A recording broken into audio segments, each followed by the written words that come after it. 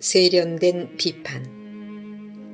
피해자의 잘못이 더 큰 경우.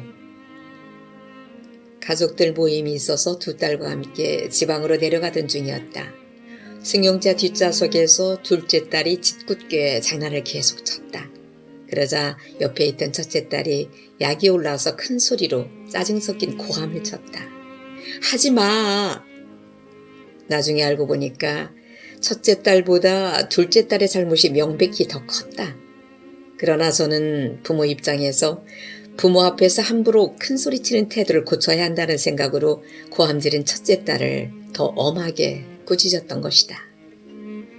그때 두 딸 사이에 벌어진 일을 통해서 한 가지 영적인 원리를 깨달았다. 두 딸 사이의 잘못은 분명히 둘째에게 있었다. 그래서 첫째는 큰 소리로 자기의 정당함을 주장했던 것이다. 그런데 부모 입장에서 보면 둘째의 잘못보다 잘못한 형제에게 관용을 베풀지 못하고 부모 앞에서 큰 소리친 첫째가 더 큰 잘못으로 보였다. 그래서 첫째가 더 큰 야단을 맞았던 것이었다.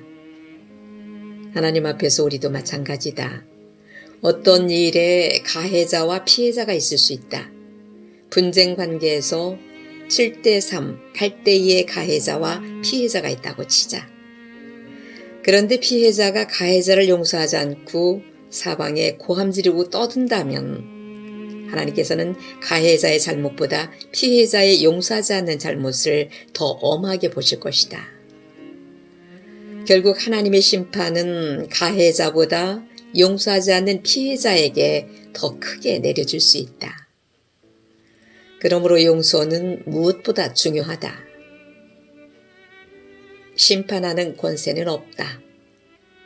하나님이 우리에게 위임하신 여러 가지 권세가 있는데 그 중에 절대로 위임하지 않으신 것이 한 가지 있다.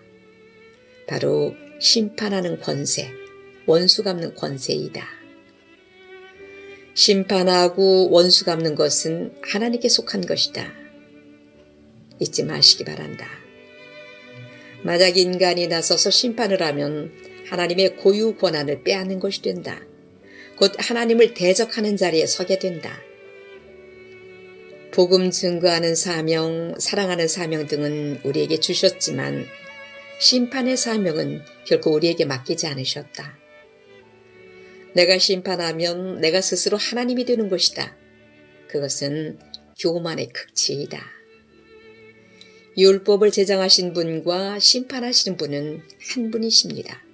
그는 구원하실 수도 있고 멸망시키실 수도 있습니다. 도대체 그대가 누구이기에 이웃을 심판합니까? 심판자가 문 밖에 서 있다고 했다. 우리가 내가 심판자가 되는 길을 버리고 용서함으로써 하나님께 심판을 맡기는 길을 선택해야 한다. 어떤 의미에서는 그것이 최상의 복수이다. 우리는 원수를 심판할 권한이 없다. 대신에 우리가 할 일은 원수가 줄이거든 먹이고 목마르면 마시는 일이다. 그 순간부터 우리의 삶에는 넘치는 감사와 평안이 나타나게 될 것이다. 진짜 신앙은 원수라도 자기 친구로 삼을 줄 아는 것이다. 다윗이 그랬다. 원수 사울의 입에서 다윗에 대한 찬사가 나오게 만들지 않았는가? 어떤 사람은 인간은 사귀면 사귈수록 실망이 되니까 그래서 관계를 끊고 대신에 애완견과 사귀는 사람들이 있다. 그런 사람들의 숫자가 점점 늘어가고 있다. 그러나 참 믿음은 인간관계를 회복하는 것임을 잊지 마시라. 자석에서 얻는 교훈. 보통 그의 단점은 그 사람의 장점이 너무 과도하게 나타났을 때이다. 축구를 잘하는 사람이 단독 드리블을 자주 하는 것이 단점이 된다. 말을 잘하는 사람이 말을 너무 많이 해서 단점이 된다. 막대자석에는 N극과 S극이 있다.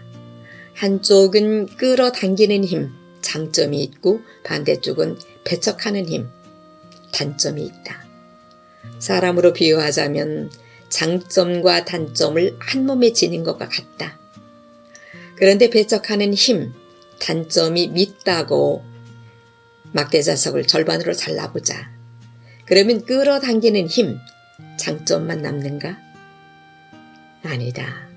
잘라진 자석은 여전히 N극과 S극을 가진다. 자석의 전체적인 힘만 약화될 뿐이다.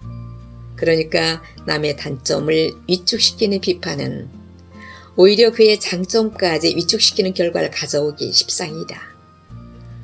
그러므로 그의 단점을 위축시키기보다는 그의 장점을 극대화시키는 방향으로 나가서 많은 효과를 거둬야겠다. 감정을 상하게 하지 말라. 가끔 보면 나는 목에 칼이 들어와도 할 말을 해 라는 사람이 있다. 그런 분들은 되게 용기 있고 정확하고 빈틈이 없고 깨끗한 분이다.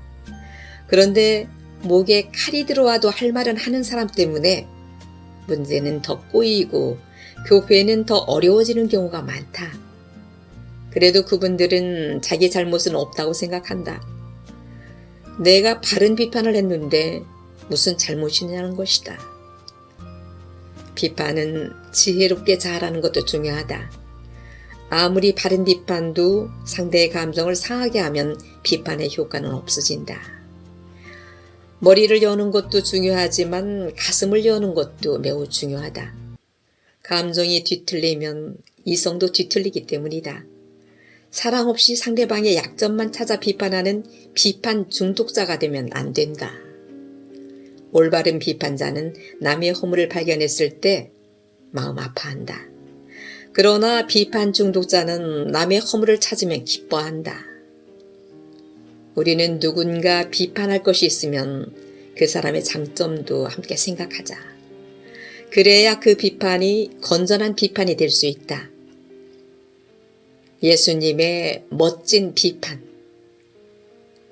남을 정죄하는 것은 나는 죄가 없다는 것을 드러내는 말이다. 왜 사람들이 가늠한 여인을 돌로 치려고 했는가? 나는 가늠하지 않았다는 것을 드러내려는 본능이다. 그러나 자신이 죄가 없다는 것은 무서운 착각이다. 사실 비판도 사람을 변화시킬 수 있지만 비판보다 더 사람을 변화시키는 것은 격려다. 사람을 변화시키려는 것이 비판의 목적이라면 가장 좋은 비판은 바로 격려이다. 어느 날 여리고에서 예수님이 뽕나무 위에 있는 삭개오를 부르셨다. 뽕나무는 잎이 많아서 거기 숨으면 잘 보이지 않는다고 한다. 삭개오는 다른 사람들처럼 예수님이 자신을 비판하며 회개를 촉구하실 줄 알았다. 그런데 예수님은 삭개오야 속히 내려오라. 내가 오늘 네 집에 유하여야 하겠다. 그 말에 삭개오는 순식간에 뒤집어졌다. 그래서 자신의 재산 절반을 팔아 가난한 사람에게 주겠다고 했고 자기가 잘못을 4배로 갚아 보상하겠다고 했다. 문제를 고치는 것이 비판의 목적이다. 예수님도 삭개오의 잘못을 아셨다. 그러나 그의 잘못을 조목조목 따지고 회개하라고 다그치지 않으셨다. 사람들이 멸시하는 그의 집에서 하루를 머무시겠다고 했다. 그 말씀에 삭개오는 마음이 녹아내렸다. 얼마나 좋은 비판인가. 가장 좋은 비판은 약점을 잡아내는 것이 아니라 사랑과 격려이다.